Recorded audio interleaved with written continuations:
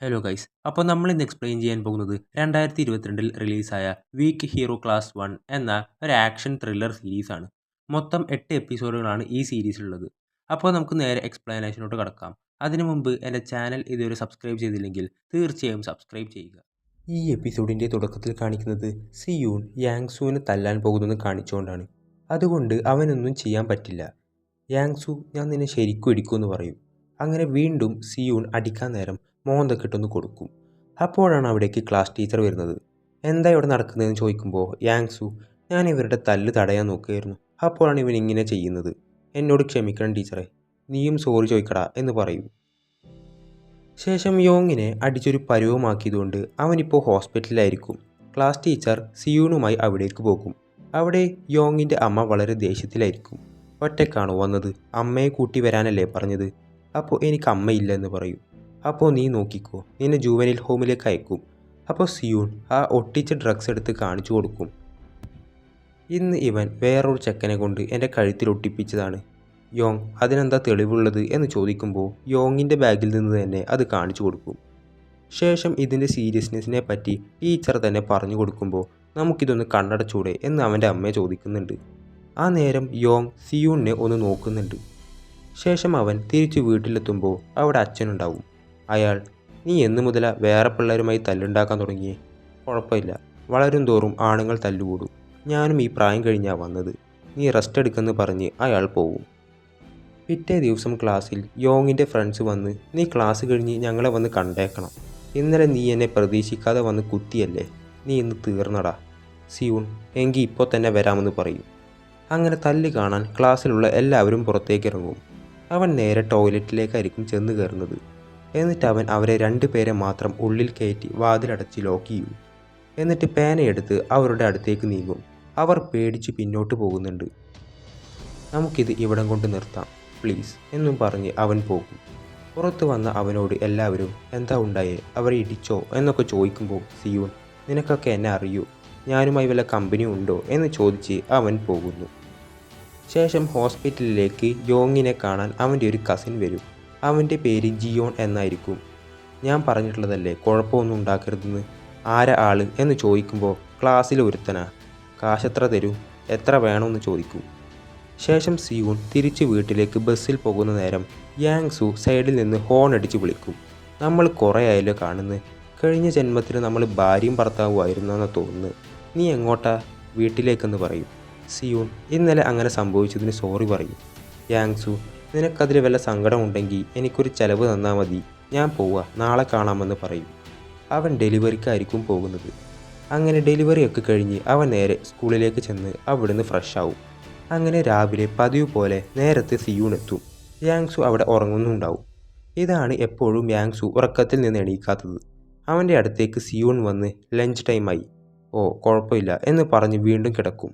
അല്ല, നീ ചിലവ് ചെയ്യാൻ പറഞ്ഞിരുന്നില്ലേ? പക്ഷെ നിൻ്റെ മുഖം എന്താ ഇങ്ങനെ കടന്നൽ കുത്തിയ പോലെ? ഞാനൊന്നും തിന്നുന്നില്ല. ശേഷം അവർ ഒരുമിച്ചിരുന്ന് ഫുഡ് കഴിക്കും. സിയൂൺ, നീ എന്താ എപ്പോഴും ഉറങ്ങുന്നതെന്ന് ചോദിക്കുമ്പോൾ അവൻ്റെ ഡെലിവറി ഓട്ടം കാരണമാണെന്ന് അവനോട് പറയും. പിന്നെ അറ്റൻഡൻസിന് വേണ്ടിയാണ് വരുന്നത്. നിനക്ക് പാട്ട് കേൾക്കുന്ന ഇഷ്ടമാണോ? എപ്പോഴും ഇയർപോഡ് ചെവിയിലുണ്ടല്ലോ. സിയൂൺ, അതൊരടവാ. ആളുകൾ എന്നോട് സംസാരിക്കുന്നത് ശല്യമായതുകൊണ്ടാണ് ഞാനത് വെക്കുന്നത്. ശേഷം അവരുടെ സ്കൂളിലെ ഒരു സ്റ്റുഡൻറ്റ് ഓൺലൈൻ ബെറ്റിംഗ് ഗെയിംസിൽ കളിച്ച് അവന് 3 മില്യൺ വോൺ നഷ്ടപ്പെടുന്നു. അത്രയും കളികൾ ജയിച്ചതിൻ്റെ കോൺഫിഡൻസിലായിരിക്കും അത്രയും വലിയ എമൗണ്ട് വെച്ചവൻ കളിച്ചത്. എന്നിട്ട് അവൻ ജിയോണിൻ്റെ അടുത്തേക്ക് ചെന്ന് അവിടുന്ന് ഒരു മുദ്രപത്രത്തിൽ സൈൻ ഇട്ട് കൊടുക്കും. അതവൻ കടമായിട്ട് മേടിക്കുന്നതായിരിക്കും. കാരണം ആ നഷ്ടം വന്ന പണം മൊത്തം അവൻ അടച്ചു തീർക്കണം. അവൻ്റെ കൂടെ ഒരു പെണ്ണും ഉണ്ടാവും. അവളുടെ പേര് ലീയുൺ എന്നായിരിക്കും. ജിയോണിൻ്റെ ഫ്രണ്ട്സിനെ അവൻ്റെ കസിൻ ആയ യോങ്ങിന് പരിചയപ്പെടുത്തി കൊടുക്കും. അവൻ എപ്പോഴാണ് ക്ലാസ് കഴിഞ്ഞ് വരുന്നത് എന്ന് ചോദിക്കും. ശേഷം സിയോക്ക് സിയൂണിനോട് കമ്പനിയാവാൻ നോക്കുന്നുണ്ട്. കാരണം അവന് നല്ല കുറ്റബോധമുണ്ട്. എന്നെ സുഖിപ്പിക്കാൻ നോക്കണ്ട, ആവശ്യമില്ലെന്ന് പറയും. നിൻ്റെ സോറിയും എനിക്ക് വേണ്ട. ശേഷം സ്റ്റുഡൻസ് ക്ലാസ് ക്ലീൻ ചെയ്തുകൊണ്ടിരിക്കുക. പെട്ടെന്ന് യാങ്സു ഉറക്കത്തിൽ നിന്ന് സ്വപ്നം കണ്ട് എഴുന്നേൽക്കും. ക്ലാസ് കഴിഞ്ഞോ? എന്നാൽ ഒരു 10 മിനിറ്റ് കഴിഞ്ഞ് എന്നെ ഒന്ന് വിളിച്ചാൽ മതിയെന്ന് പറഞ്ഞ് വീണ്ടും അവൻ ഉറങ്ങും. ശേഷം സിയൂൺ പോകുന്ന വഴി അവിടെ യോങ്ങും ജിയോണും അവൻ്റെ ആൾക്കാരും ഉണ്ടാവും. ഇവനാണോ ആൾ എന്ന് ചോദിക്കുമ്പോൾ ലിയൂൺ, നീ എന്താ കളിക്കുകയാണോ? അവൻ്റെ സൈസ് കണ്ടിട്ട് നാണമില്ലല്ലോടാ. അങ്ങനെ പോകാൻ നിൽക്കുമ്പോൾ ജിയോൺ തടഞ്ഞ്, എനിക്ക് നിന്നോടൊരു ഇഷ്ടക്കേടുമില്ല, പക്ഷേ ഇത് ബിസിനസ്സാണ് എന്ന് പറഞ്ഞ് അവനോട്ടൊന്ന് കൊടുക്കും. എന്നിട്ട് അവരുടെ കൂടെ കൊണ്ടുപോകുന്നു അവനെ. ഇത് കണ്ട സിയോക്ക് നേരെ ചെന്ന് ഈ കാര്യം യാങ്സുവിനോട് പറയുന്നു. നീ അവനെ രക്ഷിക്കണം, അതിന് എനിക്ക് അവനുമായി അത്ര കൂട്ടില്ല. എനിക്ക് പാർട്ട് ടൈം ജോലിക്ക് പോകണമെന്ന് പറയുമ്പോൾ നിനക്കതിൻ്റെ ശമ്പളം ഞാൻ തരാം, ഇരട്ടി തരാം. ഇത് കേട്ട അവൻ താങ്ക് യു, എന്നാൽ പോയാലോ എന്ന് ചോദിക്കും. ശേഷം അവർ അവനെ അന്വേഷിച്ചിറങ്ങും. മറുഭാഗത്ത് അവനെ തല്ലിക്കൊണ്ടിരിക്കുകയാണ്. ഇത് കണ്ട് ലിയൂൺ ഒരു രസവുമില്ല, ഇതെന്താ കുട്ടികൾ അടികൂടുന്നതാണോ എന്ന് ചോദിച്ച് അവൾ മാറി നിൽക്കും. യോങ് അവൻ്റെ കൈ അടിച്ചൊടിക്ക് എന്ന് പറയും. അവൻ അടി പൊട്ടും എന്നുറപ്പായപ്പോൾ പേനയെടുത്ത് കുത്താൻ നോക്കുമ്പോൾ അത് നടക്കില്ല. പക്ഷേ പെട്ടെന്ന് തന്നെ അവൻ തിരിച്ചടിക്കും.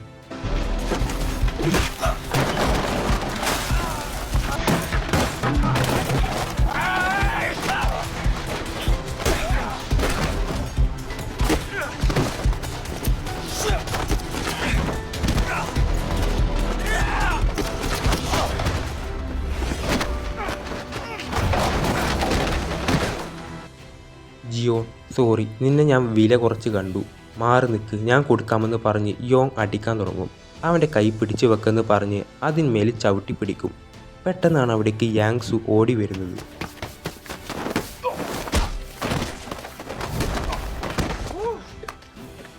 അവൻ കുഴപ്പമൊന്നുമില്ലല്ലോ എന്ന് ചോദിച്ച് കൈ പിടിച്ചെഴുന്നേൽപ്പിക്കും. എന്നിട്ട് ഇതിവിടെ തീർന്നു എന്ന് പറഞ്ഞ് കൊണ്ടുപോകാൻ നേരം ജിയോൺ വീണ്ടും അടിക്കാൻ നോക്കും.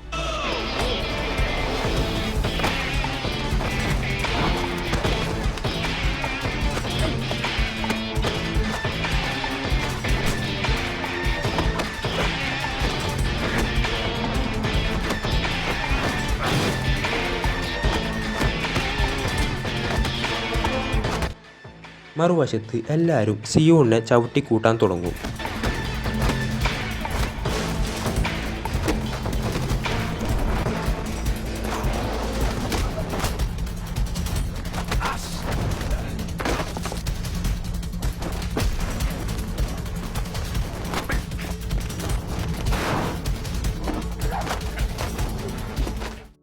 അതിനിടയിൽ യോങ് ഒരു കുപ്പിയുമായി അവനെ അടിക്കാൻ പോകുന്നത് കണ്ട യാങ്സു അവനെ രക്ഷിക്കാൻ പോകുമ്പോൾ ജിയോൺ വന്ന് അവനെ തടഞ്ഞുകൊണ്ടിരിക്കും.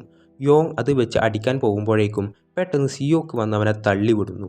യാങ്സു കൊള്ളാമടാ എന്ന് പറഞ്ഞ് അവനെ അഭിനന്ദിക്കും. ഒരുത്തനെ കൂട്ടം കൂടി തല്ലാൻ നാണമില്ല നിനക്ക്? നിന്റെ സ്ഥാനത്ത് ഞാനായിരുന്നെങ്കിൽ നാണക്കേട് കൊണ്ട് ചത്തേനെ. അവിടുന്ന് ജിയോൺ പോകുന്നു. സിയോൺ യോങ്ങിനോട് നിർത്തിക്കോ, അതാണ് നല്ലത് എന്ന് പറഞ്ഞ് 3 പേരും അവിടുന്ന് പോകുന്നു.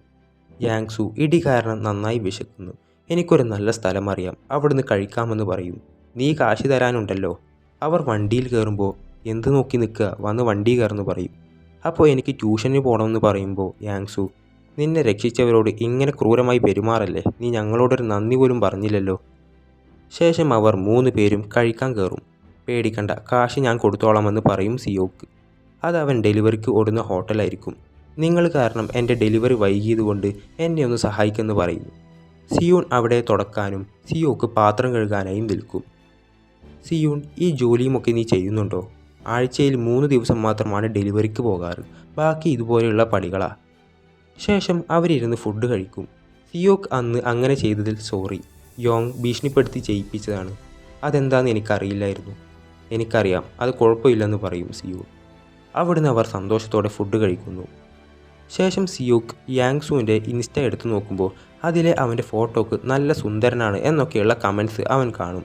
അവൻ വാട്സാപ്പിൽ ചെന്ന് നമ്മൾ ഇന്ന് കഴിച്ച ഫുഡ് അടിപൊളിയായിരുന്നു, ഇനിയും പോകണമെന്ന് പറയും. പിന്നെ നിൻ്റെ ഇൻസ്റ്റയിൽ നിന്ന് എന്നെ ഒന്ന് ഫോളോ ആക്കുമോ എന്ന് ചോദിച്ച് മെസ്സേജ് അയക്കാൻ നിൽക്കുമ്പോൾ പെട്ടെന്ന് വേണ്ടെന്ന് വെച്ച് അത് ക്ലിയർ ചെയ്യും. ശേഷം ഇതുവരെ കാണിക്കാത്ത ഒരു ക്യാരക്ടറിനെയും കാണിച്ചുകൊണ്ടാണ് ഈ എപ്പിസോഡോട് അവസാനിക്കുന്നത്. പക്ഷേ ഇതാരാണെന്ന് അടുത്ത പാർട്ടിലായിരിക്കും കാണാൻ പോകുന്നത്. അപ്പോൾ അടുത്ത എപ്പിസോഡുമായി ഉടൻ വരുന്നതാണ്. ആ എപ്പിസോഡുകളെല്ലാം മിസ്സാവാതിരിക്കാനായി ഈ ചാനൽ ഒന്ന് സബ്സ്ക്രൈബ് ചെയ്യുക.